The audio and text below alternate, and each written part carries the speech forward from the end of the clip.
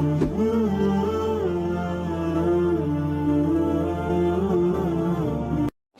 عالم صلی اللہ علیہ وسلم کے وصال ظاہری کے ایام قریب آئے تو حضور نے سرخ پٹی باندھی، تیز بخار ہے نبی کریم کو، دو صحابہ سہارا دے کے مسجد میں لائے، نبی پاک علیہ السلام کو بظاہر سہارا دے کے لایا گیا، کریم رسول نے لوگوں کو جمع کیا، حضور آج کیا ہونے والا ہے، آج کیا کہا جائے گا، آج کس لیے میٹنگ بلائی ہے؟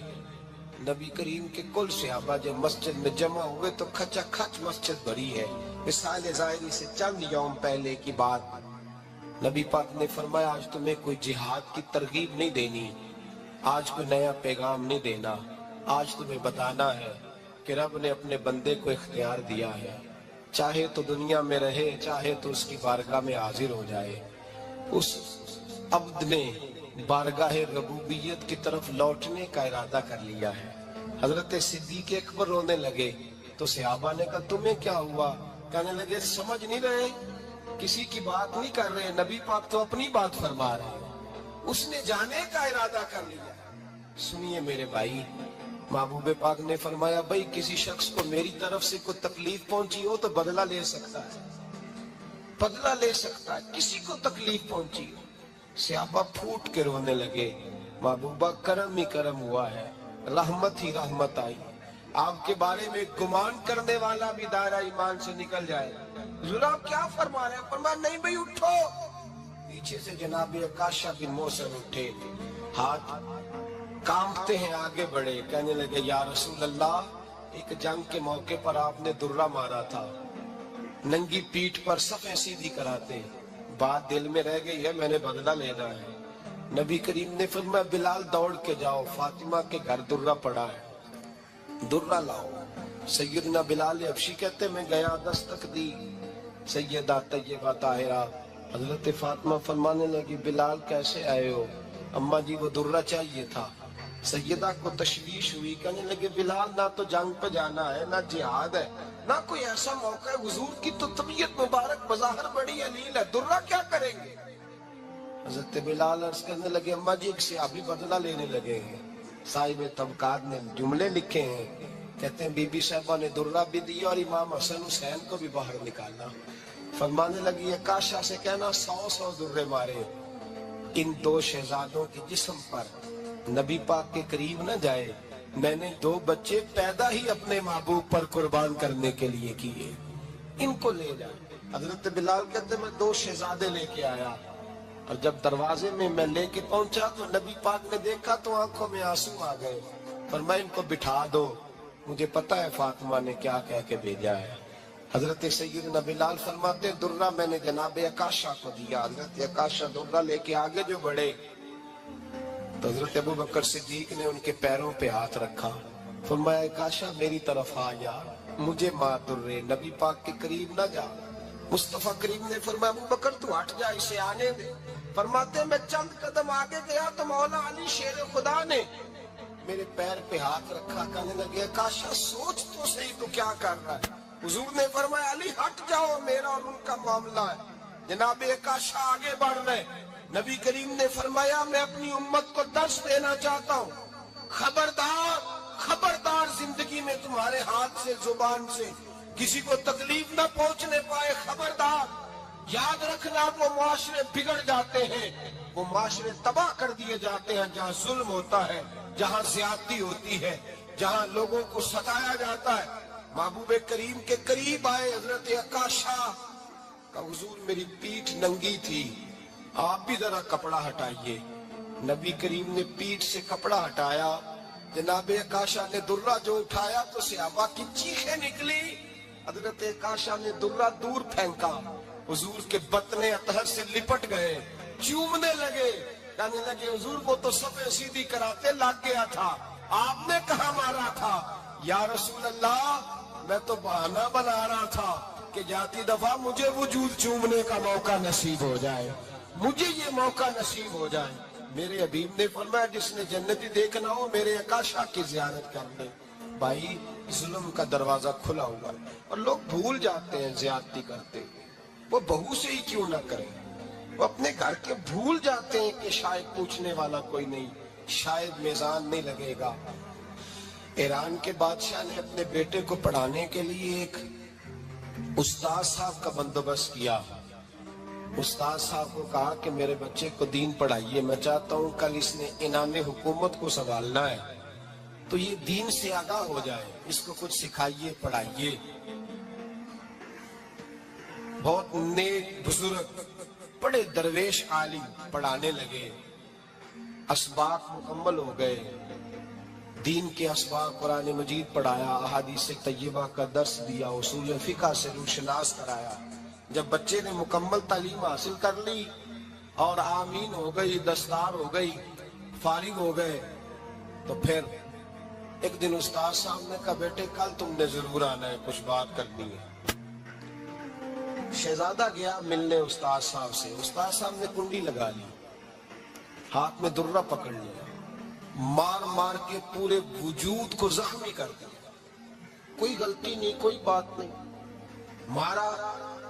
اب بچہ آیا آ کے بادشاہ سلامت سے کہا کہ ابا جی سمجھ نہیں آئی، بڑا مارا استاد۔ تو سیانے تھے نا بادشاہ، یہاں تو قاری صاحب روز کٹہرے میں کھڑے ہوتے ہیں، مولوی صاحب آپ نے میرے بچے کو کیوں مارا ہے؟ آپ 8,000 کے مولوی ہیں، میرا کئی کروڑ کا بچہ ہے، سویرے بدل لیں گے، خبردار آپ نے بچے کو ہاتھ لگایا، اپنی حیثیت میں رہے معاذ۔ جو قومیں استادوں کو کٹہروں میں کھڑا کرتی ہیں وہ ترقی نہیں کر پاتی، جو استادوں کو کٹہروں میں روز کھڑا کرتے ہیں۔ کہا ابا جی بڑا مارا ہے، تو والد بڑے سمجھدار تھے، کہنے لگے بیٹا استاد باپ ہوتا ہے، کوئی زیادتی نہیں کرتا، کوئی بات ہوگی میں تیرے استاد کو کٹہرے میں نہیں بلاؤں گا۔ اماں سے بات کی، اماں کہنے لگی بیٹا میں تیرے باپ سے کیسے بات کروں، ڈرا۔ وقت گزر گیا، 22 سال بیت گئے،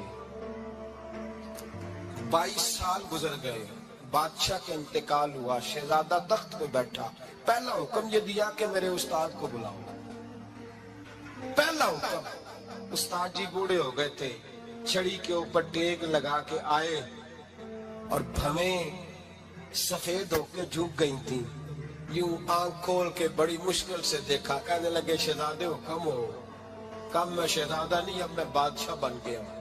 استاد جی 22 سال بیت گئے، آپ نے مارا تھا، پر وہ درد چونکہ زیادتی کی تھی، میرا قصور کوئی نہیں تھا، تو نہ میری روح سے درد گیا ہے نہ میرے جسم سے گیا ہے، میں بے اختیار تھا، پوچھ نہیں سکتا تھا، آج با اختیار ہوا ہوں۔ سب سے پہلے پہلا حکم آپ کو دیا، بلایا ہے، بتائے کیوں مارا تھا، کیوں مجھے مارا تھا، میری زیادتی بتائے۔ تو استاد، بوڑھے استاد کی آنکھیں آنسوؤں سے بھر گئی، کہنے لگے بیٹے بس آج کے دن کے لیے مارا تھا، یہ جو دن آ گیا نا میری زندگی میں اس لیے مارا تھا، یہ میں چاہتا تھا میری زندگی میں وقت ہے آج کے، بس میری مراد پوری ہو گئی۔ کہ صاحب کس لیے، مجھے بھی سمجھائیں۔ آپ فرمانے لگے کتنی دیر ہو گئی تجھے مار کھائے ہوئے، کتنا زمانہ بیت گیا؟ کہنے لگا 22 سال۔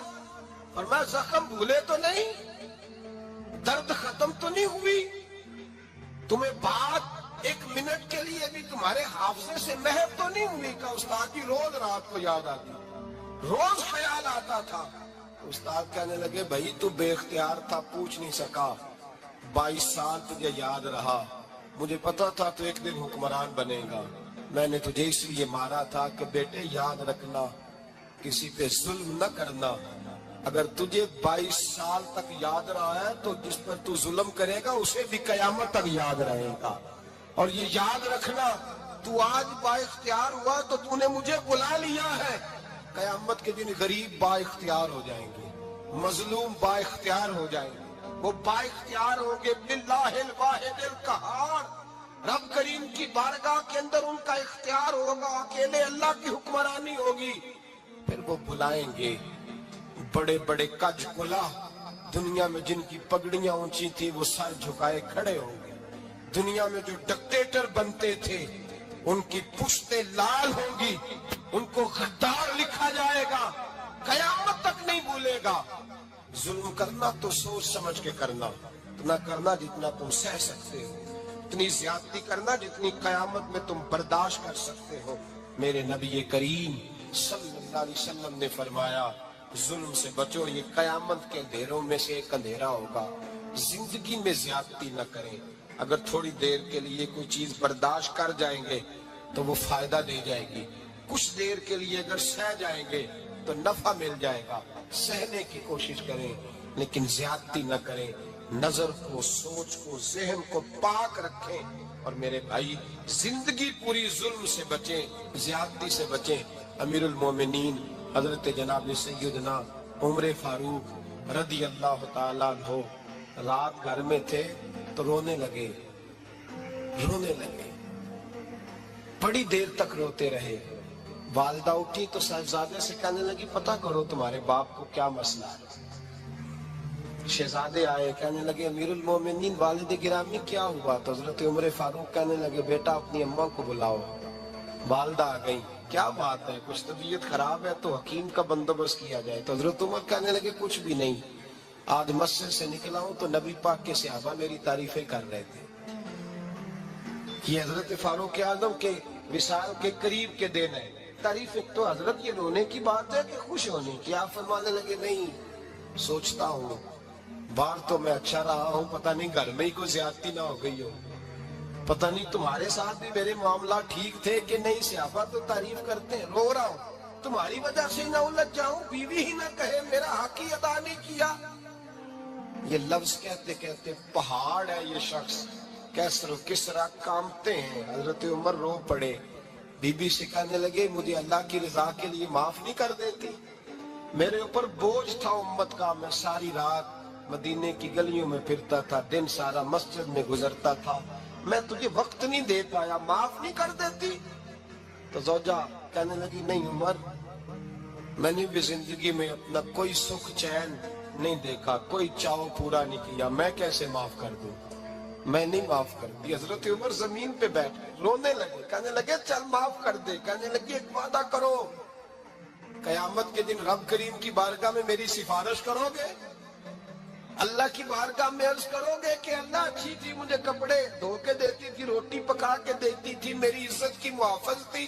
جناب عمر کہنے لگے تیرے ساتھ وعدہ ہے، رب اپنے فضل سے عمر کو جنت دے گا تو عمر تجھے جنت میں ساتھ لے کر کے جائے گا، تیرے ساتھ وعدہ ہے. بھائی جن کے دلوں میں احساس تھا کہ ہم سے کوئی زیادتی نہ ہو جائے کسی جگہ، وہ تو یہاں تک معاملہ کرتے تھے، یہاں تک ان کا خیال رہتا تھا. عزیزو، ایک تو نظر میں حیا پیدا کریں. والدین کی بہت بڑی ذمہ داری ہے. لاکھوں بچے مرضی کی شادیاں کر رہے ہیں، ہزاروں گھر اجڑ رہے ہیں. یہ وہ والا زہر ہے جو ہر گھر میں تیزی سے پھیلتا چلا جا رہا. پہلے ہم کہتے تھے کہ بچہ باہر نہ نکلے، اب کہتے ہیں اللہ کہیں موبائل لے کے تنہا نہ بیٹھ جائے، کہیں تنہا نہ بیٹھ جائے. کیا بنے گا اس کا اگر یہ گندگی اور یہ ایسا نشہ ہے جو اجاڑ کے رکھ دے. بخاری شریف میں حدیث ہے، قاضی ایاز مالکی رحمت اللہ علیہ نے بڑی تفصیل سے لکھی ہے. راوی حضرت انس بن مالک ہیں. ایک بندہ بڑی دور سے آیا نبی پاک صلی اللہ علیہ وسلم کی زیارت کے لیے، بڑی دور سے. عرب کے جو سردار ہوتے تھے ان کے بڑے ناز نخرے ہوتے تھے. وہ خیر آج بھی ہیں، پروٹوکول کا ماحول آج بھی، یعنی وزیر صاحب کے آگے دو چار گاڑیاں نہ ہوں تو ان کو مزہ ہی نہیں آتا. پولیس والے آگے پیچھے بھاگیں تو حالانکہ ان کو نہیں پتا کہ جو پولیس والے آگے پیچھے بھاگ رہے ہیں نا، یہ حکومت بدلی تو گرفتار کرنے بھی انہوں نہیں آنا ہے. لیکن وہ بڑا مزہ آتا ہے جب لوگ گاڑی کے پیچھے بھاگتے ہیں. کیا بات ہے جناب، بڑی بات. اور ہماری طبیعتوں میں پتہ نہیں کون سی. تو نبی پاک صلی اللہ علیہ وسلم کی خدمت میں وہ شخص بڑی دور سے آیا. تو عرب کے بادشاہوں کا مزاج تھا، پروٹوکول بڑا چاہتے تھے. ان کا تو یہ طریقہ تھا کہ حکمرانی کرنی ہے جیسے بھی ہو. اگر کسی غلام نے دھوپ میں بندہ رہ گیا، اونٹ اور چھاؤں میں نہیں باندھا تو درے مارتے تھے، اور اگر اس نے کھول کے باندھ دیا تو پھر بھی مارتے تھے. کہتے تھے اتنا سیانا ہو گیا تو انہیں پوچھا ہی نہیں، خود بخود ہی باندھ دیا. وہ شخص حضور کی بارگاہ میں آیا اور بہت سارے لوگوں کے پاس کیونکہ وہ جاتا تھا اپنے سربراہ کا پیغام لے کے، تو وہ کانپ رہا ہے. جب حضور کی بارگاہ میں گیا ڈر رہا ہے. اب ذرا بات کو سمجھنا، نبی پاک صلی اللہ علیہ وسلم نے اس سے فرمایا کیوں ڈرتے ہو؟ سادہ آدمی ہے، دیہاتی ہے، بدو ہے، अल्लाह के रसूल ने थपकी दी, क्यों क्यों डरते हो? तो कहते हुजूर मुझे आदाब नहीं आते और मुझे डर आता है, कोई बात अगर ऐसी हो गई, आप मदीने की हुकूमत के सरबराह हैं, तो कहीं आप नाराज ना हो जाएं। हजरत अनस बिन मालिक फरमाते हैं, बात कहाँ की थी, पहुंच कहाँ गई। जब उसने ये कहा ना कि आप तो हुकूमत के सरबराह हैं, कहीं कोई गलती ना मुझसे हो जाए, तो नबी पाक की आंखों में आंसू आ गए। हुजूर रोने लगे और नबी पाक सल्लल्लाहु अलैहि वसल्लम फरमाने लगे, ना भाई, तो किसी हुकूमत के सरबराह के पास नहीं आया ना, तू तो उस बेटे के पास आया है जिसकी माँ गोश्त के खुश्क टुकड़े खा के भी गुजारा कर ले। मैं तो एक गरीब माँ का बेटा हूं।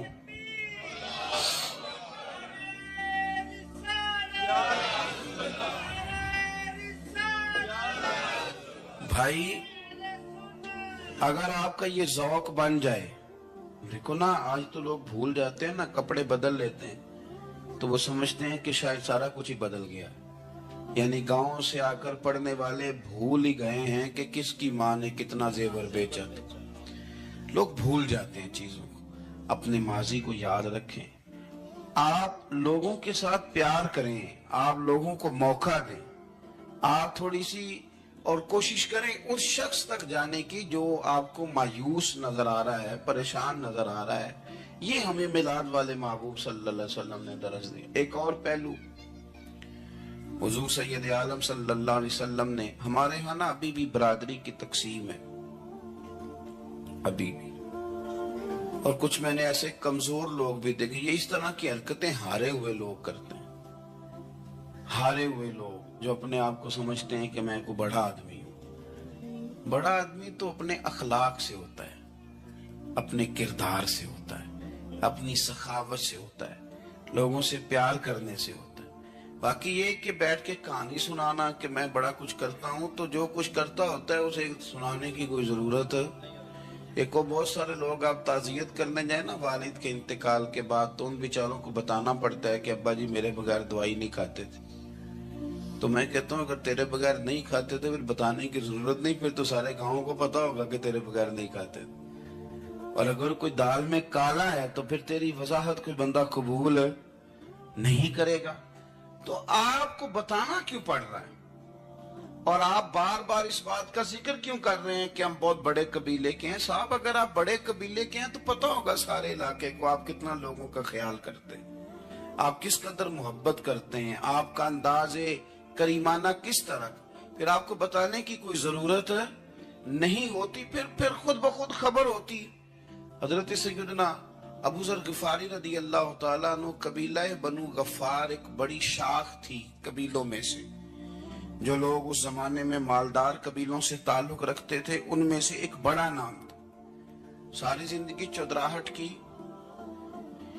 लेकिन मिलाद एक इनकलाब का नाम है। मैं मिलाद मनाने वाले दोस्तों से गुजारिश करता हूं कि आप हर साल मिलाद मनाएं और हर साल मिलाद के बाद आप थोड़े बदल भी जाएं, यानी थोड़े से बदल जाएं। कुछ लोग कहें यार ये दाढ़ी मैंने ना 12 रबीउल अव्वल वाले दिन रखी थी, ये मेरी मिलाद वाली दाढ़ी है। और दाढ़ी रखें भी नबी पाक की मर्जी की। किसकी मर्जी की? ना नाराज हो जाए जी मैं टूर चला बस। किस मर्जी की जी? अपनी मर्जी के नहीं। दाढ़ी का वजन को नहीं होता कि पूरी मुट्ठी रखेंगे तो आपको कोई दिक्कत होगी, कोई वजन नहीं। पूरी रखें, जो हुजूर का तरीका मुबारक है, जो हमें मिलता है, उस पर आप तवज्जो फरमाएं। तो मैं जो बात अर्ज करने जा रहा हूं वो मिलाद इनकलाब है। हुजूर सैयद आलम सल्लल्लाहु अलैहि वसल्लम की बारगाह में आने से पहले लोग कुछ और होते थे और यहां से होके जाते थे तो फिर उनमें तब्दीली आती थी। मैं सारा दिन करामतें सुनाऊं ना किसी को अपने पीर साहब की और अपने घर में भी कि मेरे हजरत बड़े, मेरे उस्ताद बड़े, लेकिन बीवी के साथ अगर मैं तुर्श लहजे में बात करूंगा तो वो कहेगी ऐ सिखाते ने तेनू पीर साहब। दोस्त कहेंगे ये सिखाते हैं आप। तो आपकी कहानियां नहीं चलती, आपका किरदार चलता है। हजरत अबू ज़र गिफारी रदी अल्लाह ताला अन्हु फरमाते हैं, चूंकि मैं चौधरी था, सैयदना बिलाल हबशी रदी अल्लाह ताला अन्हु के पास में बैठा था। किसी बात में बात आगे बढ़ी और बढ़ते बढ़ते बात शकरंजी तक चली गई। राय के इख्तलाफ ने बातों में तलखी पैदा कर दी।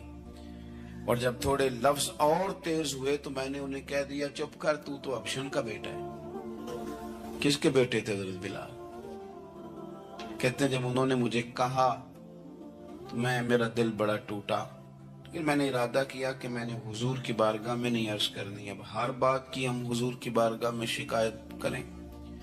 لیکن میں جا کے مسجد میں بیٹھا اور جب سرکار آئے نا، ارادہ نہیں تھا کہ عرض کروں گا، لیکن حضور کا چہرہ دیکھا تو دکھ میرا خود ہی تازہ ہو گیا۔ رونے کا بھی تو تب ہی مزہ آتا ہے نا کوئی اپنا ملے تو۔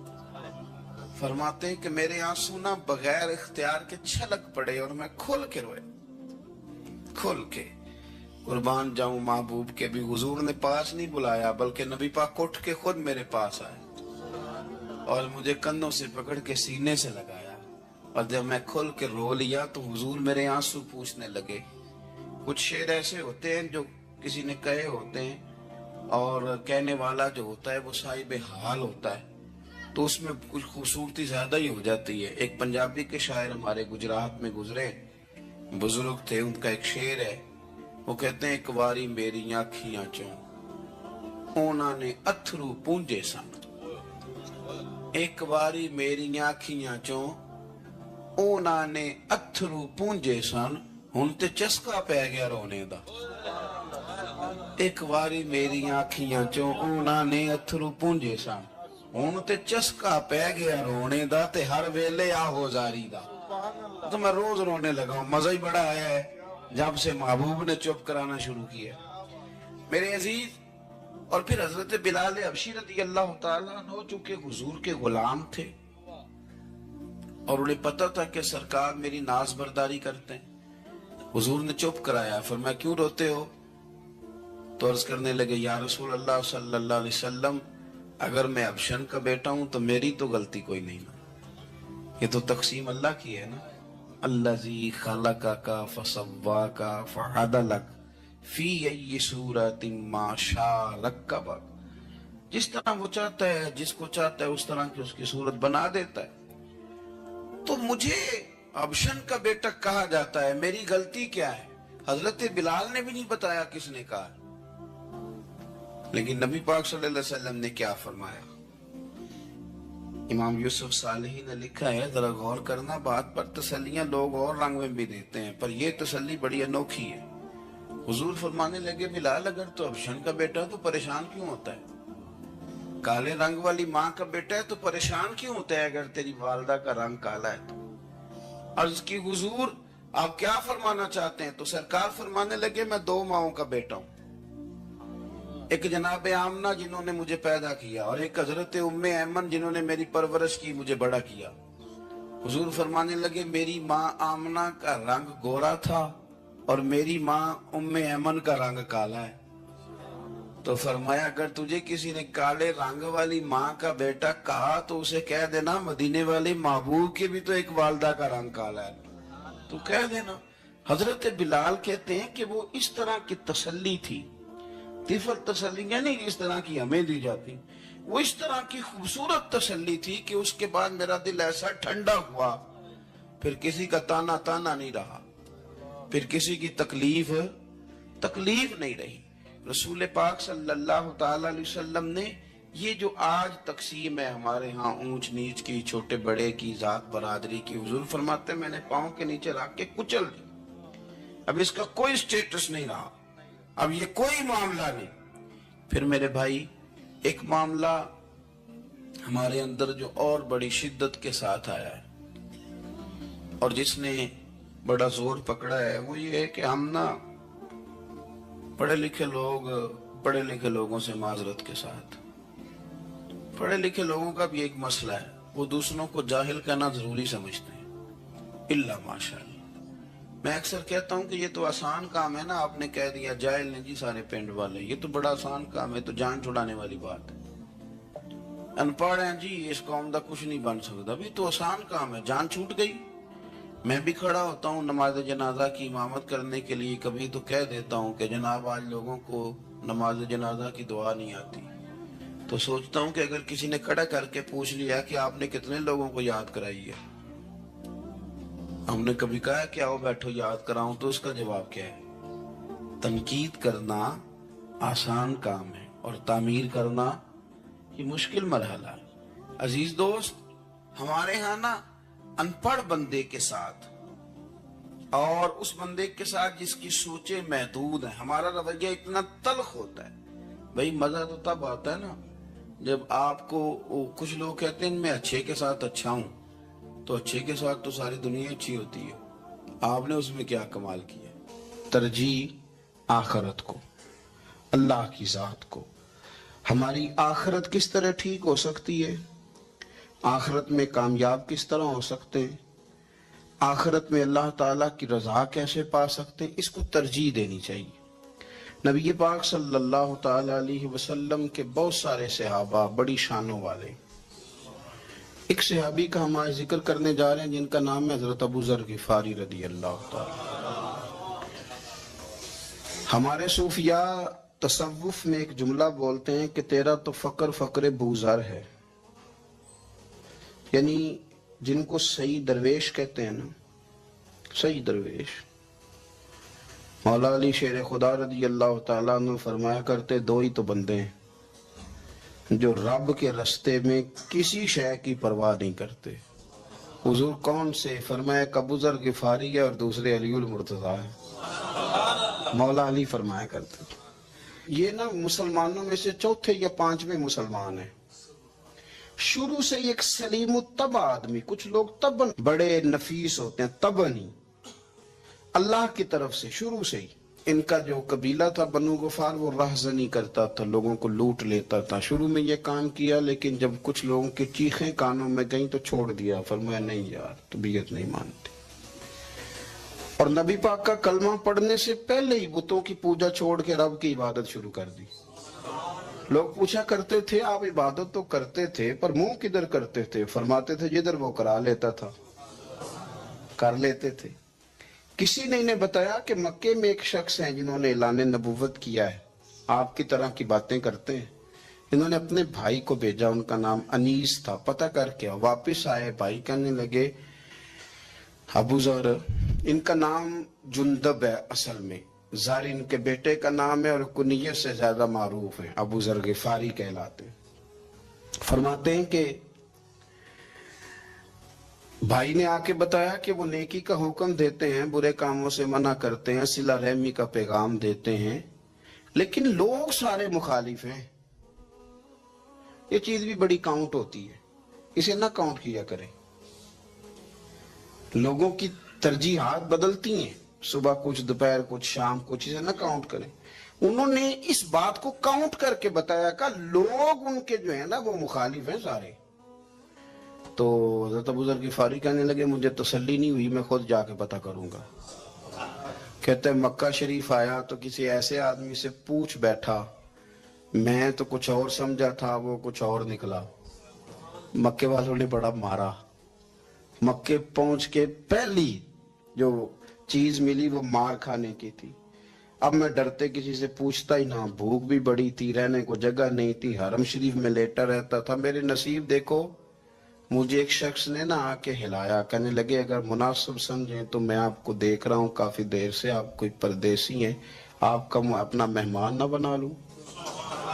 तो मैंने कहा आपका क्या नाम है? कहने लगे मेरा नाम है अली इब्ने अबी तालिब।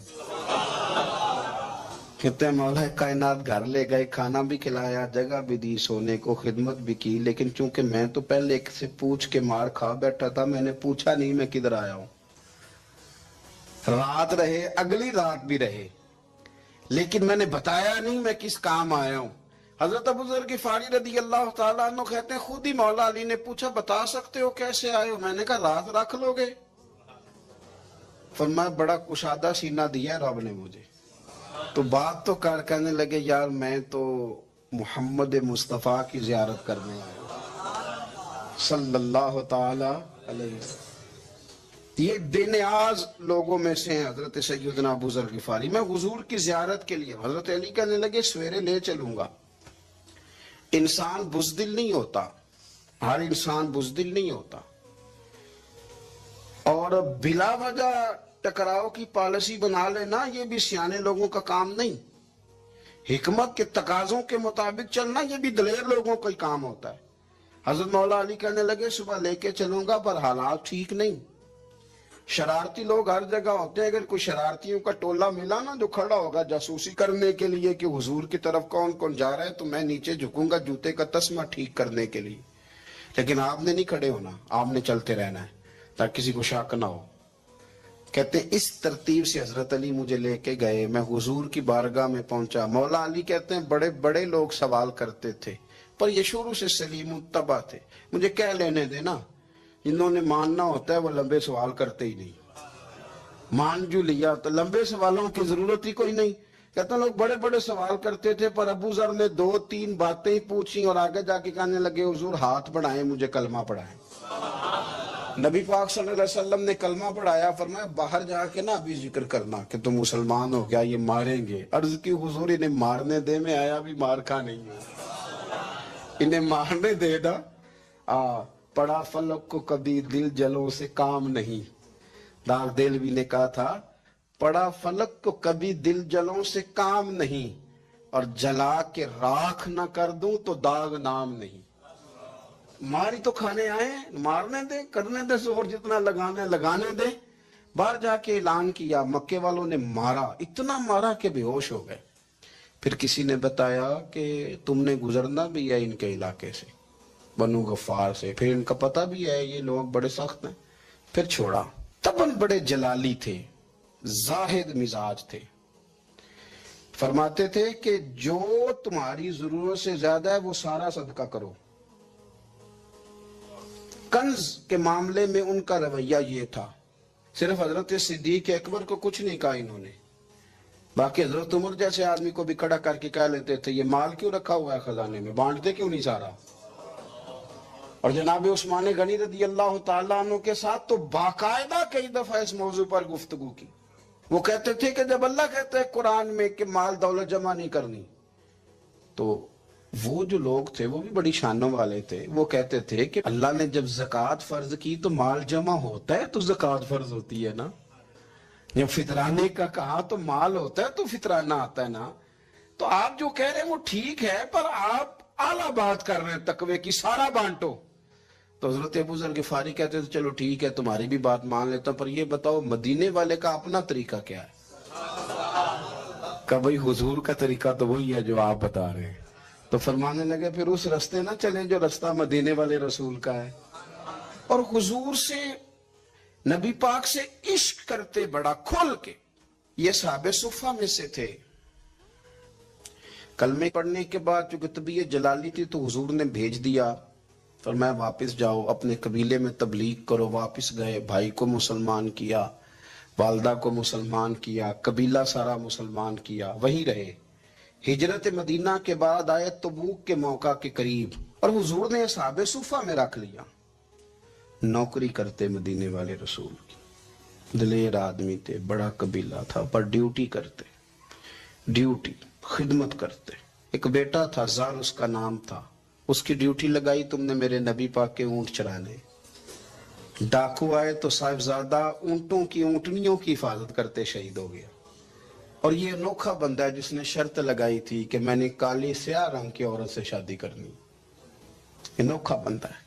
ایک بیٹی تھی، ایک بیٹا، بیٹا شہید ہو گیا، بیوی سے کہا تم نے نبی پاک کے گھر میں خدمت کرنی ہے، حضور کے گھر والوں، اور میں نبی پاک کی نوکری کروں گا۔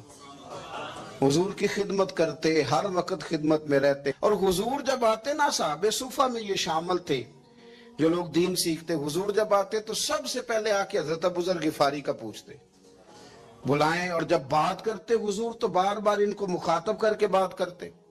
حضرت ابو ذر غفاری رضی اللہ تعالیٰ عنہ کا نبی پاک سے اتنا پیار کہ ہماری بھی مشکل حل کر دی۔ ابو داؤد شریف میں موجود ہے، ایک دن کہنے لگا یا رسول اللہ صلی اللہ علیہ وسلم، اگر کوئی بندہ کسی سے پیار بڑا ہی کرے پر اس جیسے عمل نہ کر سکے، کوشش کرے کرنا، لوگ ہمیں کہتے ہیں نا جی پیار بڑا، عمل بھی تو کرو نا، بھی کرنا چاہیے، پر انسان ہے نا، غلطی بھی تو ہو ہی جاتی ہے۔ اب ہم عمل نہیں کر سکتے تو تم ہمیں پیار بھی نہیں کرنے دو گے، مہربانی کرو پیار تو کرنے دو نا۔ حضرت ابو ذر غفاری نے کہا، ابو داؤد شریف میں موجود ہے، یا رسول اللہ صلی اللہ تعالی علیہ وآلہ وسلم، حضور प्यार बड़ा करे पर उन जैसे अमल ना करे तो हुक्म क्या है? तो हुजूर ने फरमाया प्यार सच्चा करे, अल्लाह कयामत के दिन जिससे मोहब्बत करेगा ना उसके साथ ही दोनों को इकट्ठा फरमा देगा। तो हज़रत अबू ज़र ने फौरन कहा हुजूर फिर मुझे आपसे भी बड़ा प्यार है, रब से भी बड़ा प्यार है। फरमाया फिक्र ना करना, जन्नत में इकट्ठे ही जाएंगे।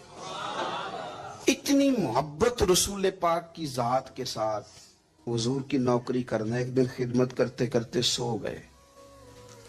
हुजूर मस्जिद में आए पता करने कि अबू ज़र आराम कर रहा है। ये भी मजा होता है, ख्याल रखना अपने दरवेशों का, क्या खाया क्या पिया कहाँ सोए। हुजूर रात को आए, ये सोए हुए थे। फरमाते हैं हुजूर ने मेरा अंगूठा हिलाया, मैं उठ के बैठ गया, हुजूर भी मेरे पास बैठ गए। और मैं अबू ज़र बड़ा प्यार करते हो? सुने आपको पता ही है। कहा यार तो बड़ी नौकरी करता है, एक दिन वो भी आएगा जिस दिन तुझे मेरी मस्जिद और मेरे शहर से जाना पड़ेगा, फिर क्या करोगे? तो अर्ज़ की हुजूर किसी की ताकत है मुझे आपके शहर से निकाले? मैं तलवार निकाल लूंगा। तो नबी पाक ने फरमाया तलवार ना निकालना, जहां तुम्हें भेजा जाए चुप करके चले जाना। हुजूर कब तक? फरमाया जब तक अल्लाह तेरी और मेरी मुलाकात नहीं करा देता, यानी विसाल तक। ये वाहिद शख्स है कि हुजूर के विसाले ज़ाहिरी का वक्त आ गया तो फरमाया कोई मेरे अबू ज़र को बुलाओ। जब ये आए तो हुजूर लेटे हुए थे, ये झुके नबी पाक की तरफ, हुजूर में हाजिर हूं। तो हुजूर ने पकड़ के सीने के साथ लगाया। मेरे रसूल पाक सल्लल्लाहु अलैहि वसल्लम की खिदमत में एक दफा अर्ज करने लगे हुजूर मुझे सूबे का गवर्नर बना दे। तो नबी पाक ने फरमाया अबू ज़र मैं ओहदे पसंद नहीं करता, तो तुम्हें भी मैं कहता हूँ ओहदा ना लेना, तुम्हें भी कहता हूँ ओहदा ना लेना। फरमाया अबू ज़र मैं जो चीज अपने लिए पसंद करूंगा तुम्हें भी उसी का मशवरा दूंगा। तुम बंदे अच्छे हो पर ये काम तुम्हारे बस का नहीं है। बड़े जाहिद आदमी मेरे रसूल करीम सल्लल्लाहु ताला अलैहि वसल्लम ने इनके बारे में फरमाया जिस तरह नबियों में हजरत ईसा अलैहिस्सलाम हुए। हजरत ईसा देखे ना, अंबिया में अल्लाह ताला ने हर किस्म की अजमत नबियों को दी। जनाबे सुलेमान अलैहिस्सलाम का तो तख्त भी हवा में उड़ता था, जिन तक ताबेदार थे। और नबियों में हजरत ईसा भी हैं जिनके पास घर भी कोई नहीं, शादी भी कोई नहीं की, ईंट सराने रख के तकिया बनाते। एक उनके पास कंघी थी और एक प्याला था। देखिए जो बंदा नेक हो ना, वो भी नेक है, अल्लाह के नबी हैं। आप अपना तकवा मुसल्लत नहीं करेंगे, जो वो कर रहे हैं वो भी मुखलस होके कर रहे हैं। हुकूमतें जो चलानी है तो वो किसने चलानी है? अगर नेक बंदे नहीं आएंगे तो गलत लोग आएंगे, कौमों पे जुल्म करें, वो भी अपनी जगह ठीक है। लेकिन ये जो कर रहे हैं ये बात भी अपनी जगह बिल्कुल ठीक है। हम पता क्या करते हैं, हम चीजों को मुसल्लत करते हैं, एक दूसरे पर मुसल्लत नहीं करें चीजों को। आप जो कर सकते हैं, जो रास्ता आपको सही लगता है इख्तियार कर ले। यही तो हमारे दीन का हुस्न है कि सारे रास्ते वाज़े करके हमें दिखाता है। हजरत ईसा अलैहिस्सलाम ने एक दिन देखा कि एक बंदा ना उंगलियों के साथ अपने बाल सीधे कर रहा है। तो आपने फरमाया यार कंघी के बगैर भी काम चल सकता है, कंघी भी खैरात कर दी। देखा एक बंदा हाथ का तकिया बना के लेटा है, तो फरमाया ईंट भी दे दो, किसी के काम आ जाएगी। एक दिन देखा कि एक बंदा ना यूं चुल्लू में पानी पी रहा है, फरमाया प्याला भी रहने दो, इसके बगैर भी काम चल ही जाता है। जनाब ईसा का ये ज़ुहद था। मेरे नबी पाक अलैहिस्सलाम ने फरमाया जिसने जनाब ईसा का ज़ुहद देखना हो वो मेरे अबू ज़र गिफारी को देखे, इनको देखे। ये दुनिया में जनाब ईसा के ज़ुहद के मुताबिक चलते फिरते।